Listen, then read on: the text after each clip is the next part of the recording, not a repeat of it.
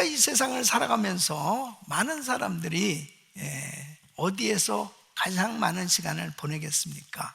아마 가정일 거예요. 그리고 그 두 번째는 직장일 겁니다. 어떤 사람 물론 가정보다 직장에서 훨씬 더 정말 일터에서 많은 시간을 보내고 있는 분들도 계실 거예요. 어쨌든 사람이 살아가면서 정말 이 일터는 너무나 소중합니다.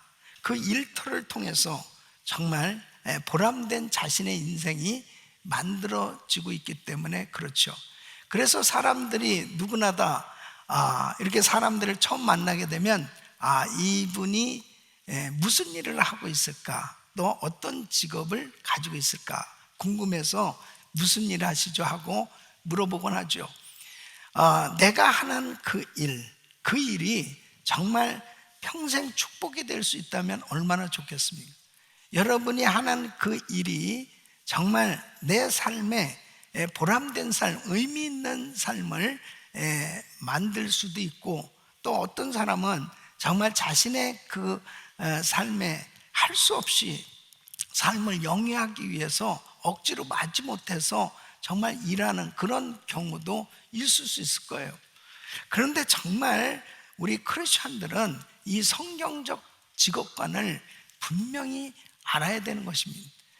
하나님께서 왜 우리에게 이런 일터를 허락하셨나, 내가 왜 이 일을 해야 되지 하는 것에 대한 이 분명한 이 성경적 직업관을 가져야만 우리는 정말 하나님 뜻대로 하나님이 기뻐하시는 일을 할 수 있는 거예요. 자, 오늘 이 본문 말씀은 바로 이 요엘 선지자, 이 요엘 선지자는 이 죄로 인해서 이 유다 백성들이 그 하나님의 징계를 받아서 모든 생업장에 엄청난 시험과 환난을 겪고 있을 때, 너무너무 힘든 어려운 일을 겪을 때 어떻게 하면은 회복될 수 있느냐, 어떻게 하면은 그 일터가 형통할 수 있느냐 하는 이 회복될 수 있는 메시지를 전하고 있습니다. 정말 우리 성도님들의 생업장을 축복하면서 다시 한번 여러분들의 그 일터를 돌아보면서 여러분들은 정말 성경적 직업관, 이 성경적 물질관을 가지고 하나님 앞에 바르게 기업을 운영하고 있는지, 그리고 만일 오늘 이 말씀을 듣는 성도님들 가운데 너무 경제적으로 어렵고 힘들고 정말 이 나의 일터가 너무 힘든 문제들이 많아서 고민하는 그러한 기도 제목들을 가지고 있는 분들이 계시다면 오늘 이 말씀이 여러분들에게 해답을 얻는 시간이 되시길 바랍니다. 그래서 오늘 이 말씀을 통해서 일터가 형통할 수 있는 이 성경적 비결을 하나님께로부터 받을 수 있다면 여러분의 삶 가운데 놀라운 하나님의 역사가 있을 줄로 믿습니다. 자, 그러면 어떻게 정말 하나님께서 이렇게 어려운 환경 가운데 있는 일터에 은혜를 베풀어 주시고 회복시켜 주시고 놀라운 부흥을 주시고 형통케 하시는 이런 은혜를 주시느냐? 반드시 오늘 이 말씀 가운데 그 성경적 원리가 있어요. 그래서 그 말씀을 잘 정리하시고 이 말씀대로 순종하면 하나님께서 이스라엘 백성들을 다시 회복시켜 주셨던 은혜를 여러분의 생업장에 놀라운 하나님의 축복하심으로 회복의 역사, 그리고 부흥의 역사, 그리고 형통한 은혜를 주실 줄로 믿습니다. 그 첫째는 가난과 물질의 고난 가운데서도 주님을 바라보아야 한다 하는 겁니다. 여러분, 이스라엘의 역사를 보면 이 이스라엘 백성들이 하나님과 바른 관계를 맺었을 때는 하나님께서 놀라운 풍요를 누릴 수 있도록 은혜를 주셨던 걸 보게 됩니다. 그런데 이 이스라엘 백성들이 하나님에게서 멀어질 때, 불순종할 때, 우상 숭배하고 그리고 하나님 마음을 아프게 할 때는 하나님이 사랑하셔서 징계를 주시는 걸 보게 돼요. 그 징계는 아픈 거예요. 그 징계가 가난으로, 궁핍으로, 경제적인 환난으로, 어려움으로 그렇게 경험되도록 하실 때가 있습니다. 그런데 그런 모든 것들이 하나님께서 주시는 징계로, 야, 이제 끝장났다, 망했다, 힘들다, 어렵다, 그러다 하더라도 하나님께서 회복의 은혜를 주시면 한순간에도 다 회복되는 거예요. 그러니까 요엘서 2장 26절, 오늘 이 본문에 보면 너희는 먹되 풍족히 먹고 너희를 기 대접한 너희 하나님 여호와 이름을 찬송할지라. 내 백성이 영영이 수치를 당치 아니하리로다 그랬습니다. 그러니까 하나님이 이렇게 엄청난 재앙 가운데서 모든 걸 다 잃어버렸는데 하나님이 은혜를 주시면 회복될 수 있다는 거죠. 그러니까 우리는 지금 만일 환난과 시험과 어려움 가운데서 경제적인 곤란함을 겪고 있다면 이 시간 주님을 찾아야 된다는 거예요. 사람들을 찾아다니고 돈 빌리러 다니고 그리고 불평하고 원망하면서 세상을 방황할 것이 아니고 하나님 앞에 나와라는 거예요. 하나님을 찾으라는 거예요. 자, 보세요. 이스라엘 백성들이 왜 이렇게 기근과 전쟁을 통해서 어려운 일을 당하게 되었는가? 왜 이스라엘 백성들에게 이런 어려운 일을 하나님이 허락하셨는가? 바로 이 요엘 선지자는 그 원인에 대해서 지금 말씀을 하고 있어요. 지금 이 이스라엘 백성들 가운데 농사를 짓는 사람들에게 있어서는 이 농작물은 너무 소중한 열매요, 재산이잖아요.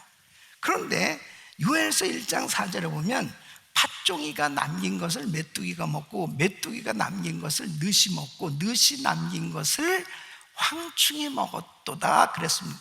자, 팥종이, 메뚜기, 늑, 황충은 다 이 메뚜기과에 속한 이 곤충들입니다.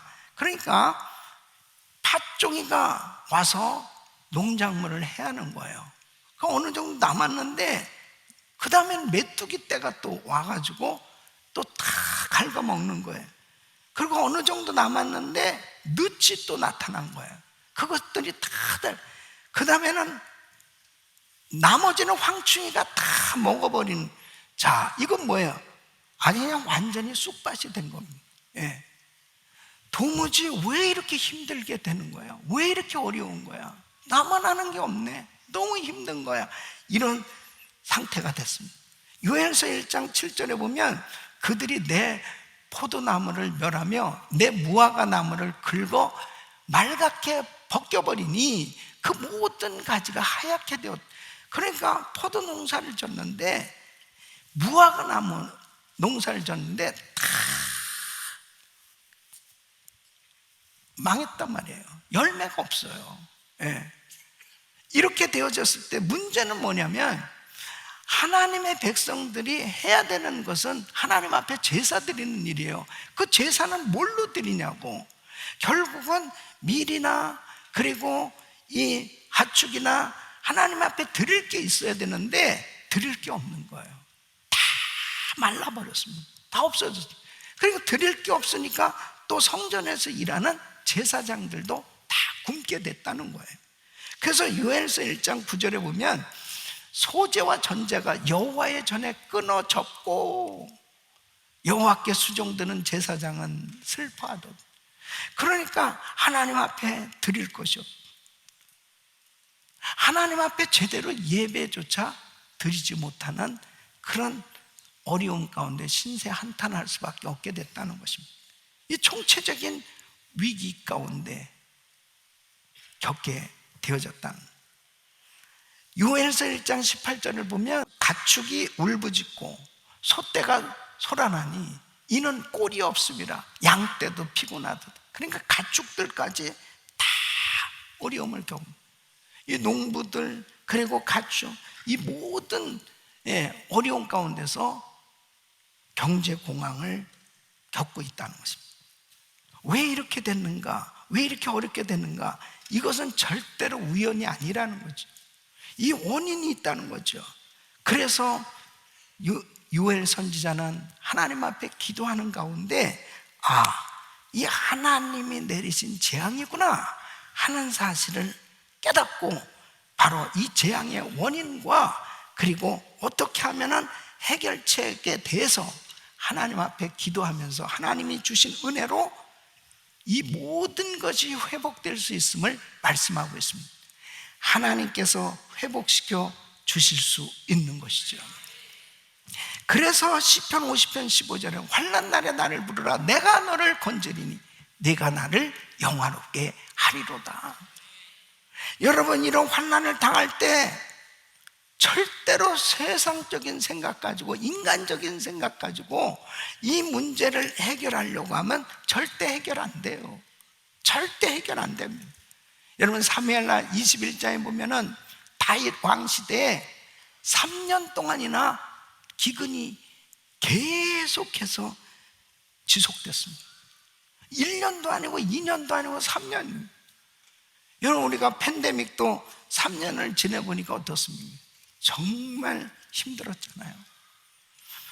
그때에 다윗은 이런 재앙의 문제를 바로 영적인 차원에서 해결하려고 했습니다.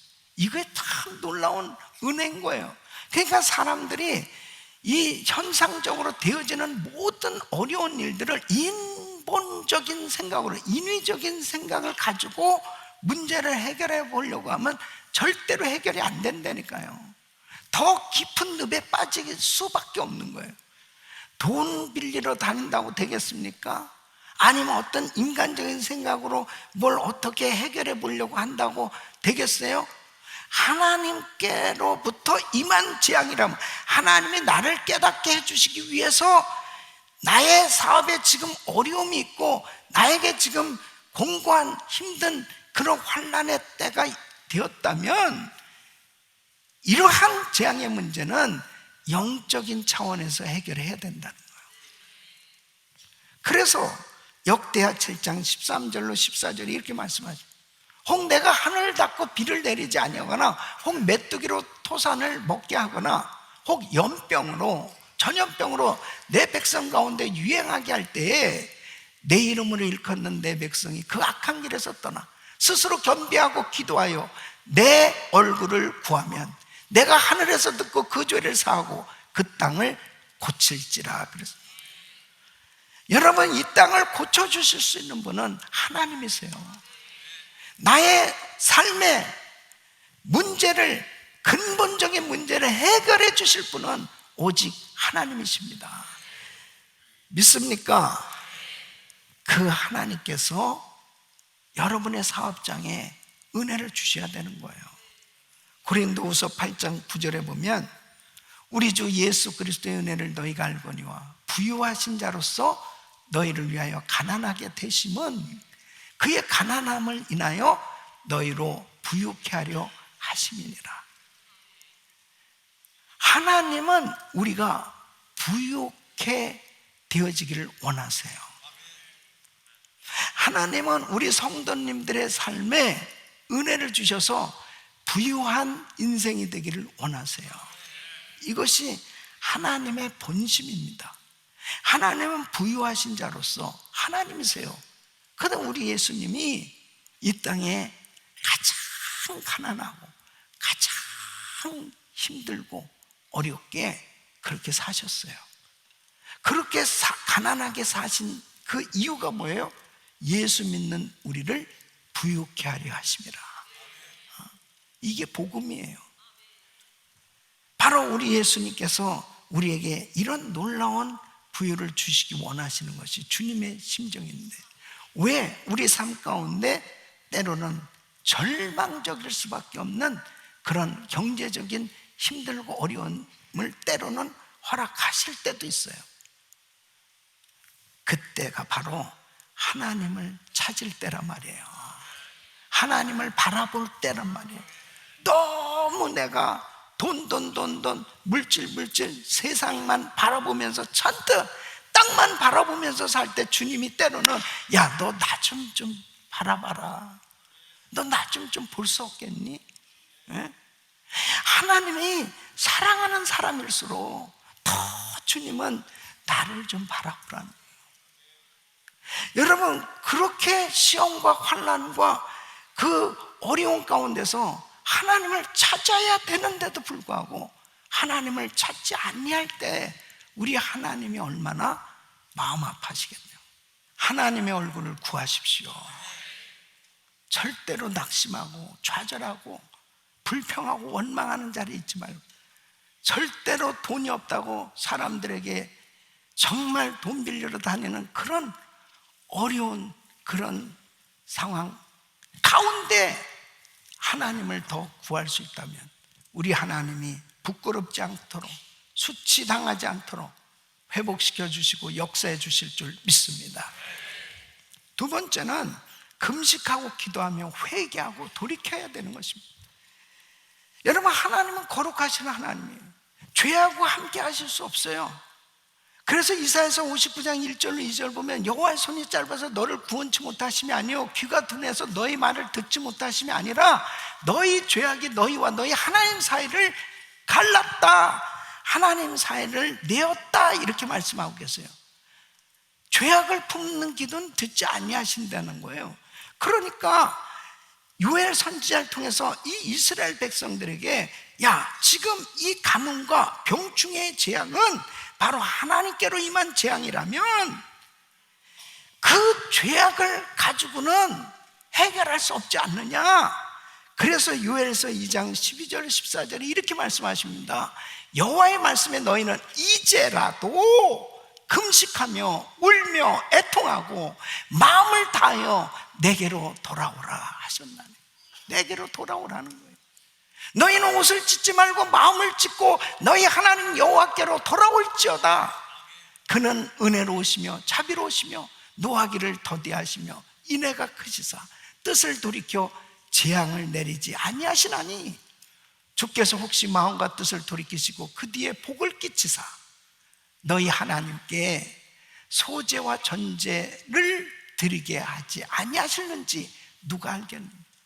지금은 아무것도 없어서 하나님 앞에 제사를 드릴 것도 없고 재물도 없고 아무것도 없는 그런 상황이 있지만 하나님 앞에 이제라도 회개하고 돌이켜고 하나님 앞에 금식하고 기도하며 하나님 앞에 돌이키면 하나님께서 회복을 시켜주시면 하나님 앞에 다시 풍성하게 드릴 수 있도록 그렇게 해주시지 않겠느냐, 이렇게 말씀하고 있습니다.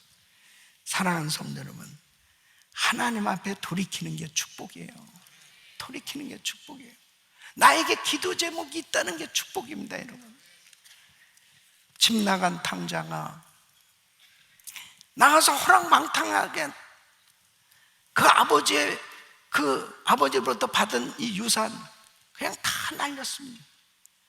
그 아버지 집으로 돌아가기가 너무 민망하고 수치스럽고 부끄럽고 창피하고, 그러나 어쩔 수 없어요. 살아야 되니까 할 수 없이 그냥 아들이라 여기지 마시고 품꾼 중에 하나로 그냥 여겨주세요, 이런 마음으로 아버지 집에 왔는데 아버지는 그 아들을 기다렸다는 듯이 기다렸죠.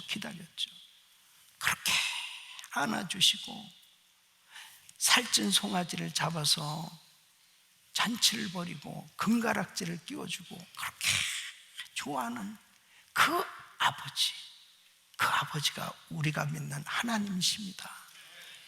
내가 비록 실수하고 잘못하고 그래서 다 모든 걸 잃어버렸다 할지라도 지금이라도 다시 돌이켜서 아버지 앞으로 나오면, 하나님께로부터 하나님께로 나오면 우리 하나님은 두 팔을 벌리시고 나를 받아주시고 회복시켜 주실 줄로 믿습니다. 요엘서 2장 15절로 17절에 이렇게 말씀하십니다. 너희는 시온에서 나팔을 부르고 거룩한 금식일을 정하고 성회를 선포하고 백성을 모아 그 회를 거룩하게 하고 장로를 모으며 소아와 젖먹는 자를 모으며 신랑을 그 방에서 나오게 하며 신부도 그 골방에서 나오게 하고, 여호와께 수종드는 제사장들은 낭실과 단 사이에서 울며 이르기를 여호와여 주의 백성을 긍휼히 여기소서.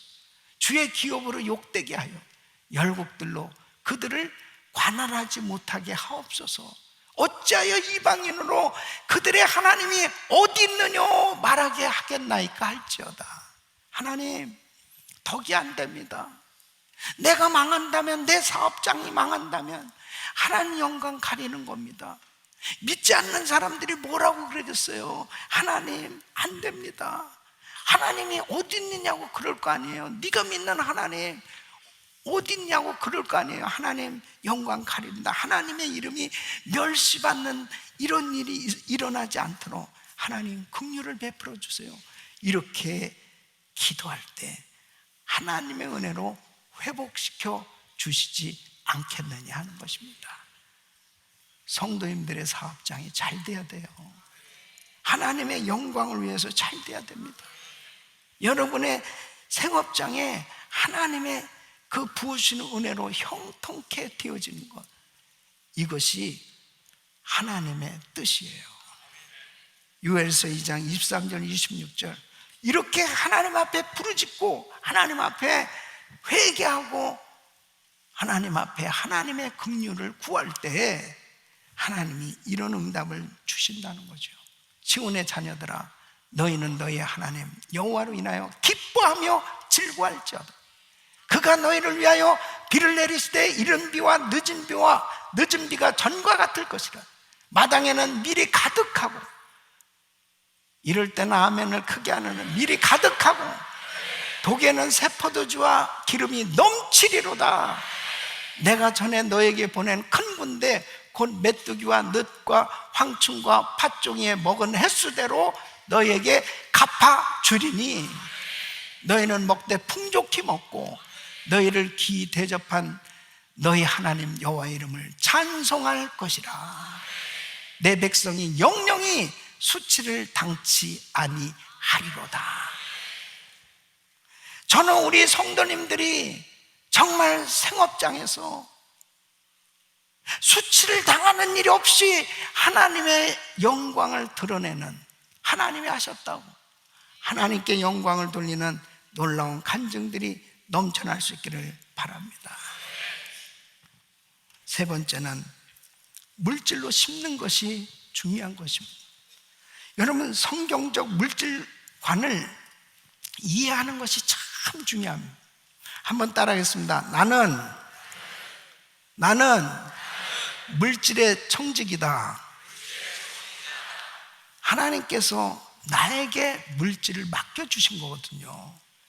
내 물질이 아니에요. 하나님께서 나에게 맡겨진 이 물질을 가지고 하나님의 나라를 위해서, 하나님의 영광을 위해서 쓰여지도록, 그 물질은 바로 하나님을 섬기는 도구가 돼야 되는데, 이 성경적 물질관을 제대로 갖지 못하면 물질의 노예가 돼서 신앙생활이 되어질 때 결국 아무 일도 못하는, 하나님보다 물질을 더 사랑하는 그런 삶이 되어진다면 결국 나의 인생은 하나님 기뻐하시는 삶이 되어질 수 없어요.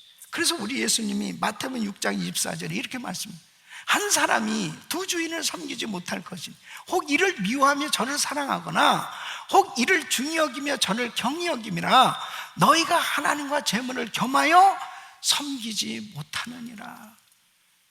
여러분, 어떻게 하나님과 재물을 겸하여 섬길 수 있겠습니까?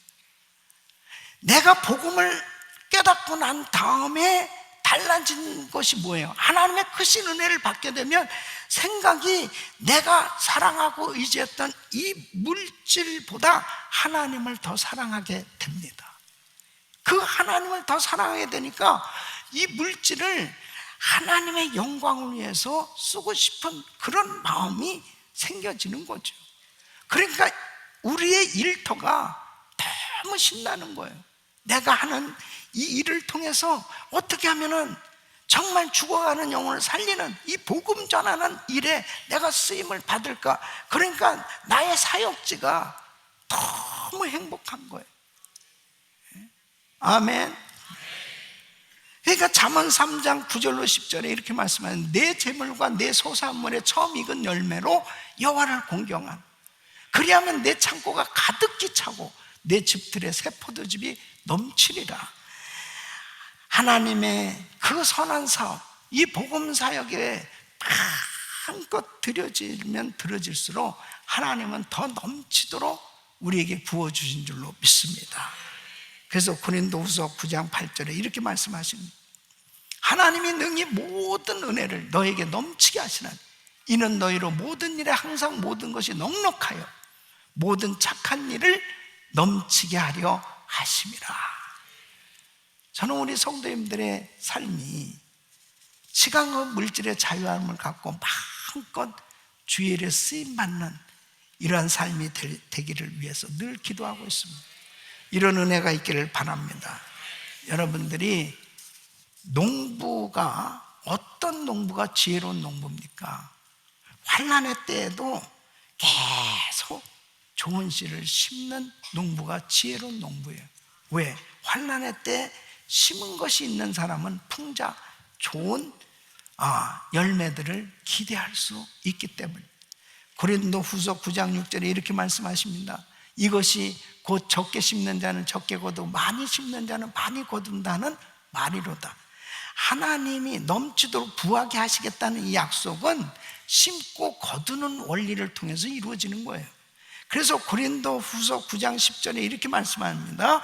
심는 자에게 씨와 먹을 양식을 주시는 이가 너희 심을 것을 주사 풍성하게 하시고 너희의 의의 열매를 더하게 하시리니 그랬습니다. 자, 보세요. 심는 자에게 어떻게 주세요? 씨와 먹을 양식을 주신다고.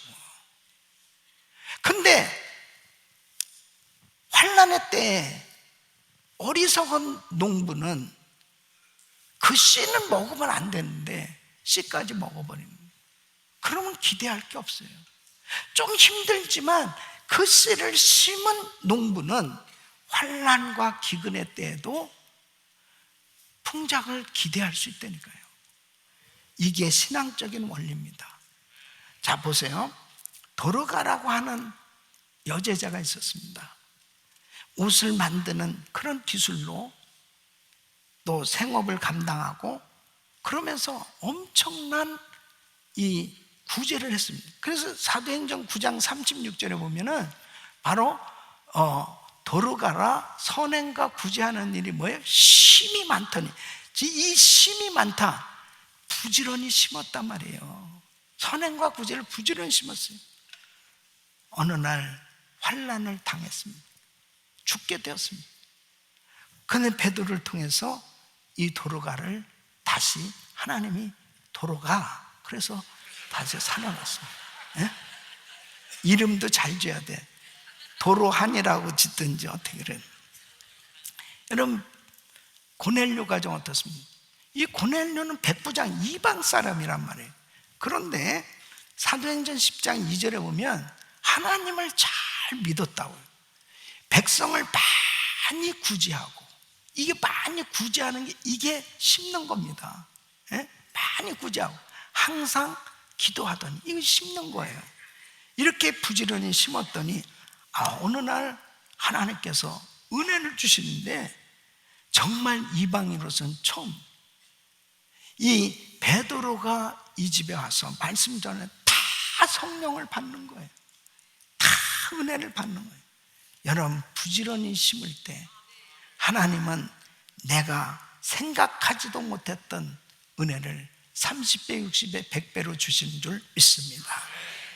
사랑하는 성도 여러분, 여러분들의 삶이 지금 부지런히 심는 삶이라면 그것은 참 지금은 눈에 보이는 게 없는 것 같아도요, 결국은 여러분이 웃을 날이 있고 정말 하나님께 영광 돌릴 날이 있고 그리고 하나님께 감사할 날이 있을 줄로 믿습니다.